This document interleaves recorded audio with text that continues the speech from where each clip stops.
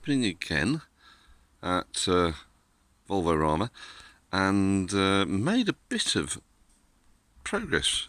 Not been at this very long, had some distractions, but we're away on a couple of interesting bits.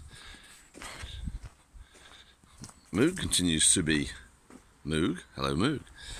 And down this end, if we ignore the bright lights, right, Jones, we've been trying to do some clever stuff on Jones.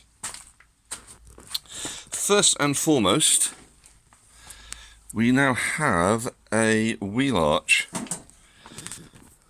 which is welded in place. That's the repaired bit, so just the bottom bit. And this damage extended further than the panel, so there's a bit in there, and then we're making up a part to do this job along the bottom. This curves underneath and curves outwards as we get to the quarter panel, so it's complicated to make, but managed to do it. It's okay. Just a lot of sort of hammering and knocking. There are going to be more welds than this. These are effectively just structural tacks, if you will, to make sure everything's in place, and then I shall go along later and fill them in. Yes, the welding's blobby. I'm not very good at welding, but you know, I can do it in the end. This came out okay, I think, though, this seam along here, and again, you know, weld up some more of the gaps. But where it looks especially good is on the inside, because it's a joddled joint, and that's what it's looking like in that corner, so that'll be nice. And then along the inside there, that quarter panel is not welded in yet, it's just clamped in place, but that's where it's going to be. Had to continue all the way to the bottom, and as you can see, still got one little hole to deal with, but this has worked better than I'd hoped.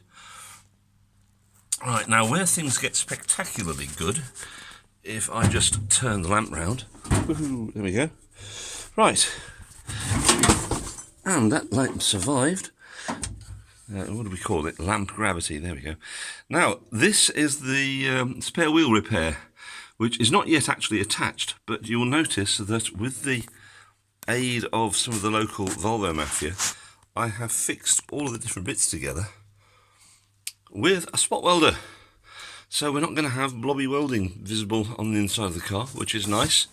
And most importantly, and I think the bit where this is going to be most welcome, is down here, so that when you come to the seam between the two parts of the spare wheel, we're not talking welding, we're talking about spot welding. So once I've cleaned it up and seam sealed it, it's going to look absolutely original. I've also, you probably can't see it, but I've also done the joint between the outer quarter panel and the inner, so that's going to look very, very much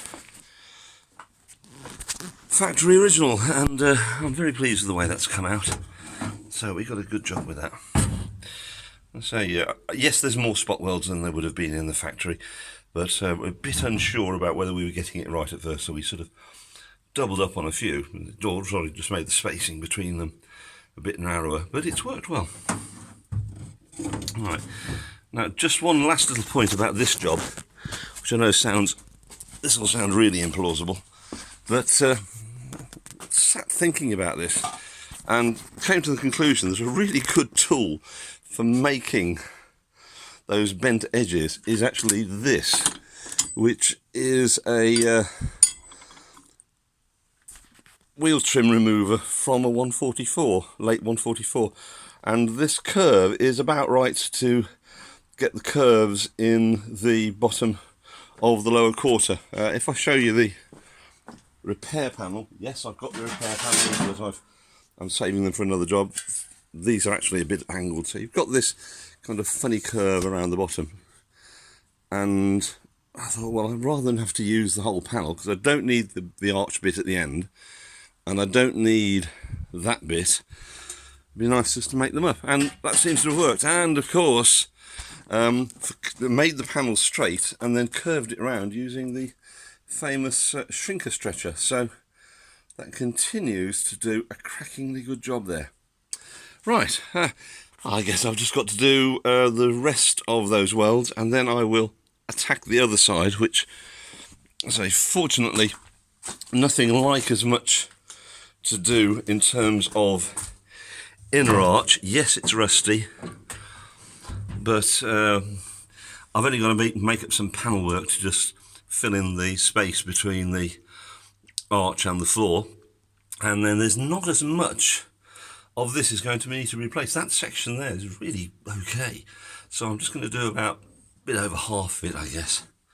Right, where it does unfortunately get exciting on this car is the arch. It's not good. I'd love to keep as much of the original arch as I can, but very little of it is good. I mean, that's horrible, that's bad. Fudging great hole there. It only starts to become solid around about here where it starts going into the wing, and as discussed previously, we've got this remarkably good back end of a sill. The structural bit inside is really good, so we'll try doing clever patching. Got to make the really careful examination and make sure that you're not leaving any flimsy stuff, because once you try to weld to that, it just breaks up. So there we go, got some clever stuff done, and massive gratitude to for the help with the spot welding, which has really done a super job. Right, onwards, forwards.